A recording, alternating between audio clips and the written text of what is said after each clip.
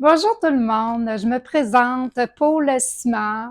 Je suis cofondatrice des Anges oubliés de Noël. C'est un organisme qui vient en aide aux itinérants de la ville de Québec le 24-25 décembre en offrant 100 baluchons de Noël qui comprend des objets pour les garder au chaud et des produits essentiels. On offre également cette année 200 repas réconfortants. Je vais commencer par vous parler de l'histoire, là. Comment ça a commencé, les Anges oubliés de Noël? Ça a commencé en 2021, pendant la COVID. Je regardais les nouvelles et puis je voyais qu'il y avait de l'aide humanitaire un peu partout. Je me disais, qui s'occupe des itinérants? Alors m'est venue l'idée d'aller chercher des couvertures de mes amis, de la famille.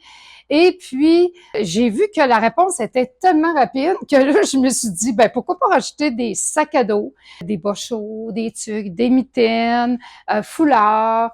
Alors, là, je me suis rendu compte que le paquet il était vraiment gros, puis que ça prenait quelque chose pour recouvrir le tout. J'ai pensé aux toiles blanches, communément appelées les bâches, et on a fait un gros baluchon, et puis on a mis une boucle pour fermer le tout. Je pourrais vous dire que la première année, on a offert 50 baluchons, 50 sacs de produits essentiels et 50 repas. L'activité se déroule le 24-25 décembre. Ce qu'on fait, c'est qu'on s'en va au parvis de l'église Saint-Roch et puis on donne les baluchons, les 100 sacs de produits essentiels et on donne aux itinérants. On échange avec les autres. J'insiste là pour que les bénévoles échangent avec les itinérants. C'est très important. On leur souhaite un joyeux Noël, un joyeux temps des fêtes. Une anecdote à vous dire, c'est que j'ai rencontré l'année dernière un jeune homme de 30 ans.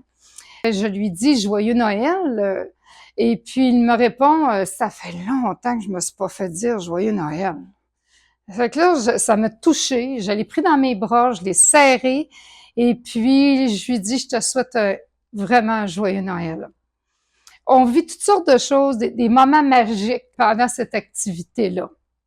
Selon les statistiques, de 2018 à 2022, il y a eu une augmentation de 36 %. Il y a eu une nuit où il y a eu un dénombrement qui s'est fait à travers le Québec. Puis, on a dénombré 10 000 itinérants.